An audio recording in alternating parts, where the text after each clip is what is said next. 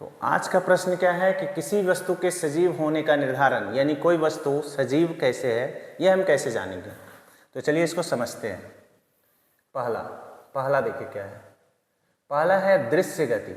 यहाँ पर ये वर्ड जो दिया है दृश्य गति। दृश्य गति का क्या मतलब, जैसे चलना, दौड़ना या सांस लेना, ऐसी गतियाँ बॉडी हम लोग के शरीर में ना दो प्रकार की गति होती है, एक जो दिखाई देती है और जो दिखाई नहीं देती।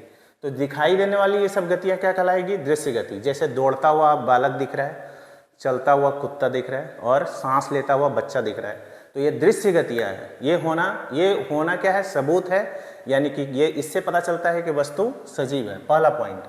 अब दूसरा है अदृश्य आणविक गतियाँ। ठीक है, इसमें आणविक होगा, इस जगह जो वर्ड इस्तेमाल किया गया है ये आणविक होगा। इस जगह ये वर्ड जो देख रहे हैं आप, ये और यहाँ पर है ये, इसमें क्या लिखना है हम लोगों को, आणविक। ठीक है, ये आणविक वर्ड होगा यहाँ पे। तो यहाँ कह रहा है क्या, अदृश्य आणविक गतियाँ, यानी कोशिकाओं में होने वाली जो गति है वो हम लोगों को नहीं दिखाई देती क्योंकि सूक्ष्म पैमाने पे होती है। तो कह रहा है सजीवों के शरीर के अंदर निरंतर गतियाँ होती रहती है जो मरम्मत और विकास के लिए आवश्यक है। जो शरीर के अंदर जो गति हो रही है हम लोगों को बाहर से नहीं दिखती, लेकिन ये शरीर के लिए आवश्यक है। इससे पता चलता है कि सजीव कोई भी चीज़, कोई भी जीव सजीव है या निर्जीव है। अगला पॉइंट है तीसरा, देखिए वृद्धि।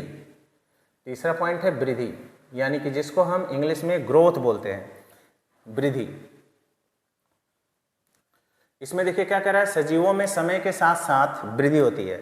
सजीवों में कह रहा है समय के साथ साथ वृद्धि होती है, जैसे पौधों का बड़ा होना। देखिए ये पौधा बीज है, फिर उसके बाद थोड़ा सा कली निकला, फिर छोटा पौधा बना, फिर बड़ा पौधा बना, तो ये वृद्धि दिखा रहा है। इस वृद्धि से भी पता चलता है कि जीव शरीर है या निर्जीव है। तीसरा पॉइंट हुआ। उसके बाद चौथा देखिए, चौथा हो गया ये पॉइंट। चौथा पॉइंट में क्या बताया जा रहा है, श्वसन और पोषण।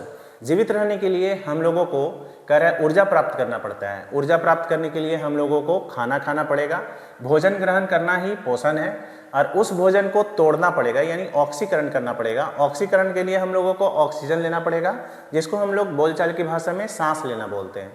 और सांस लेने से भोजन द्वारा ऊर्जा प्राप्त होगा, और ये ऊर्जा हम लोगों के शरीर में एटीपी के रूप में संचित रहती है, और ये बार बार खर्च होती है समय आने पे, जब हम लोगों को जरूरत पड़ेगी।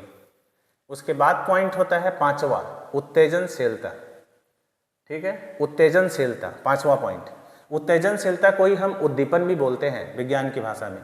बाहरी वातावरण, ठीक है, बाहरी वातावरण, यहाँ वातावरण होना चाहिए।